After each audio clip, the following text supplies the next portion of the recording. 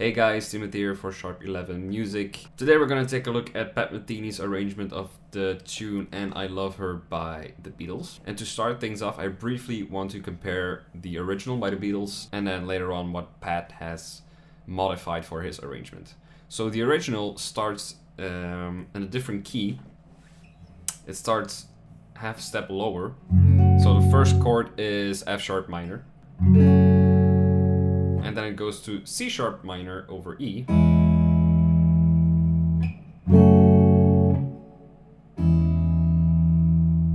And then the verse starts F sharp minor, C sharp minor over G sharp.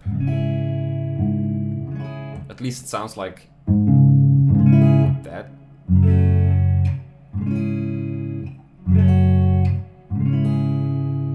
And then it goes to A, B, and E. So what's interesting is that it's not an 8-bar phrase like you would typically expect. It's actually a 10-bar phrase, so that's pretty cool in itself. Kudos to the Beatles. Also, this C sharp minor over E is a very nice substitution for the E major. So it's the relative minor, C sharp minor. It's a 6 of E, in E major. So we still have that E in the bass, but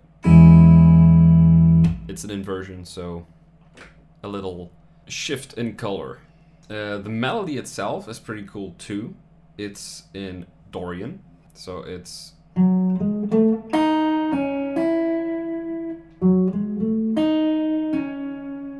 so we have a major sixth.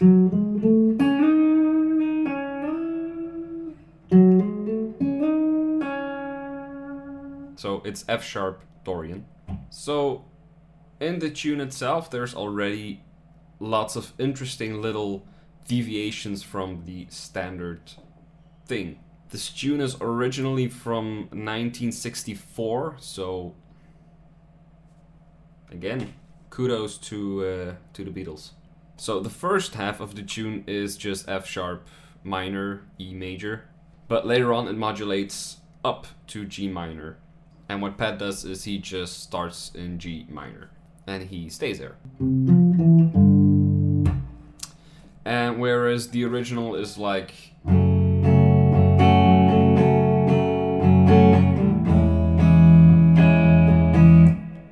Pat turns it into a sort of a bossa kind of feel with the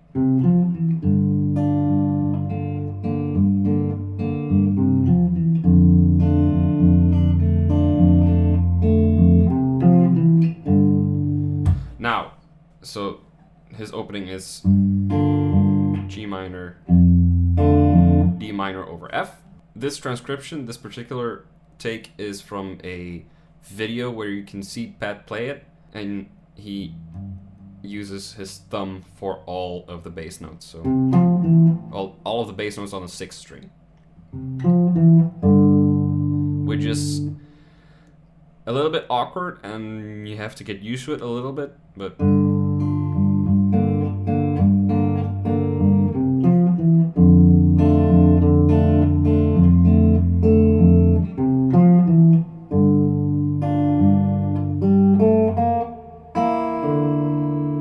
this is the first little change that Pat does to the tune, is to keep that. The melody is the same, but he keeps this B flat of the G minor. He ties it over for just one beat longer, creating this, or really putting that tritone on display, creating sort of a G minor 6 for a brief moment, and then going to resolving that B flat into the A.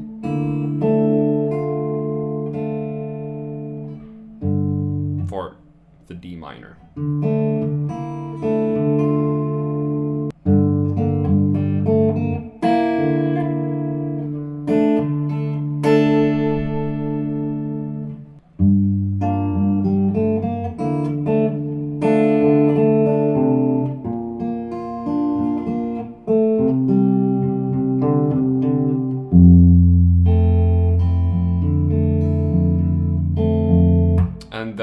just stays the same. Chords are the same.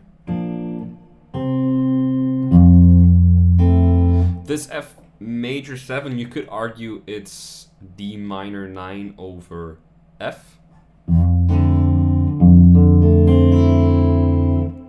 They're both exactly the same notes, or I should say F major 13 in that case. Although it doesn't have a 9. All this theoretical blah blah. Anyway.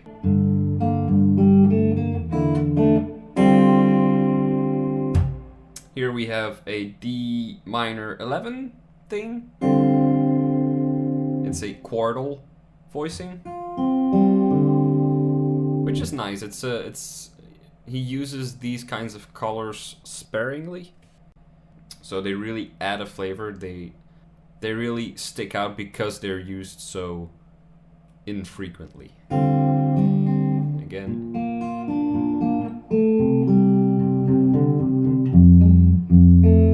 Then we have the B section. Little Jimi Hendrix in there. And then this voicing is very nice. Again, D minor 11 with a 9.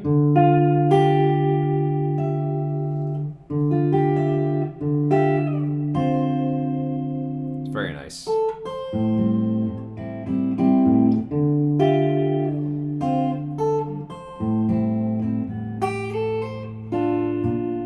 Again with the thumb.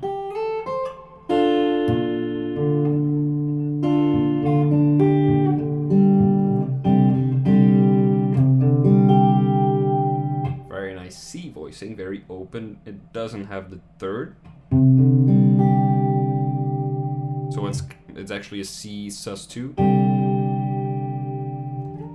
Occasionally you have these open E things, but they're just for rhythmical purposes. They're not really, they don't really have a sound to it.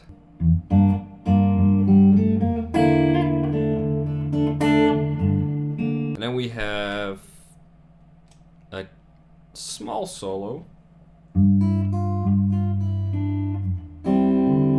Again, this D minor 11 thing.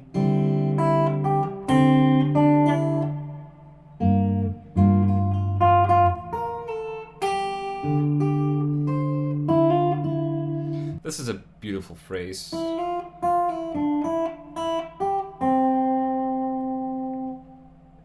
Perfect melody.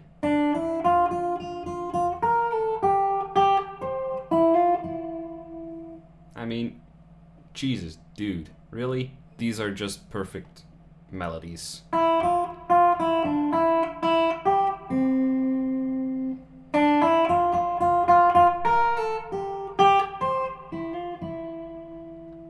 So we have a little variation here.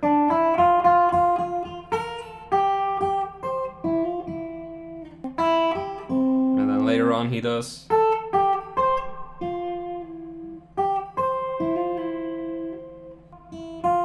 And then here, B flat major triad, which is the upper structure of G minor 7. F major triad, which is the upper structure of D minor.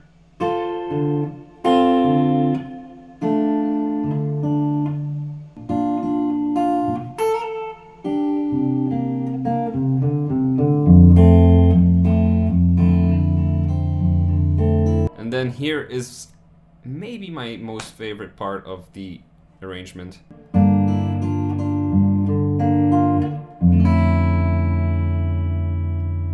So just G minor 7.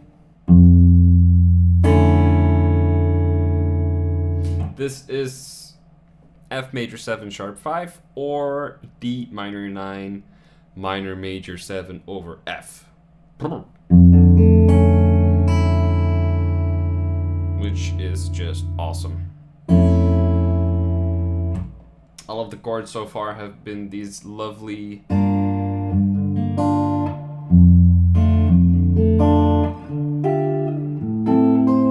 very consonant, very pretty chords, and then we have this one major 7 sharp 5 chord, and it's just so colorful and powerful, and I love it. And then this one is nice as well.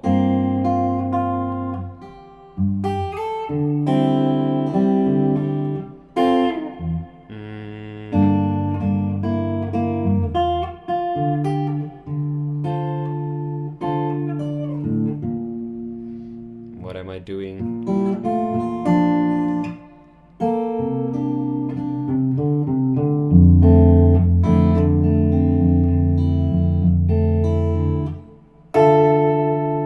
Beautiful.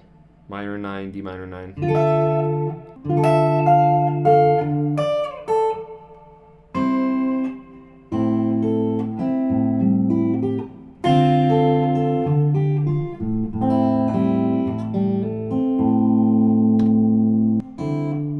And then here,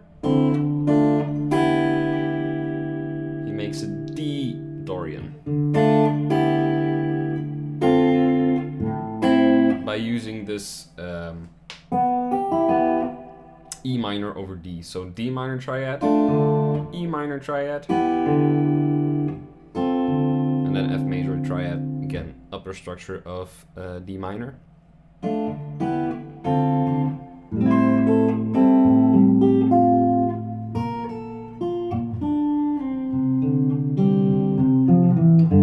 And we're back in the tune. Outro.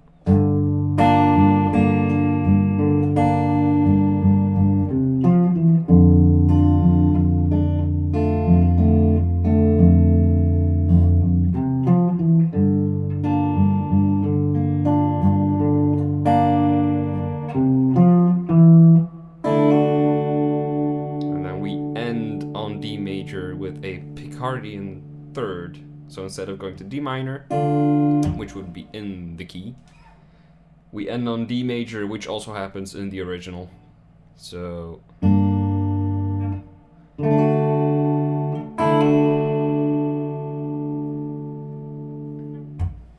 that's pretty much it. He stays pretty true to the original, just putting everything in G minor instead of F sharp minor and then modulating to G minor. Harmony wise, he stays pretty sober, although it's by not playing this G minor as like the typical shell voicing thing, but using this open D, he creates a much more open sound and a little bit more modern, which is nice.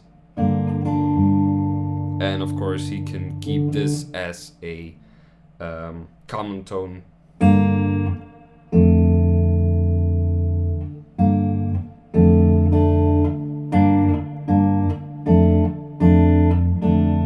Very classical. Not doubling the third because it's in the bass. So it's actually a very classical way of voicing.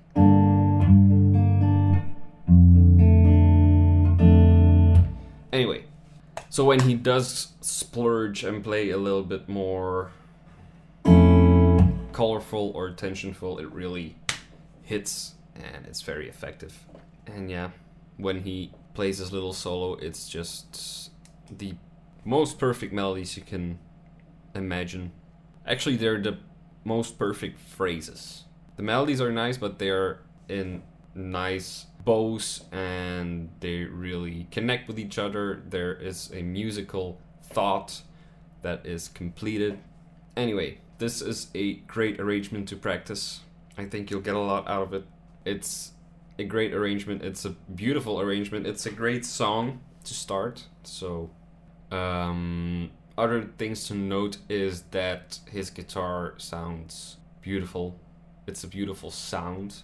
It's something that may be obvious, but we're always so busy talking about which notes and which voicings and yada yada yada yada, but the actual sound that the instrument makes is so important, and it's pretty much the first thing you react to.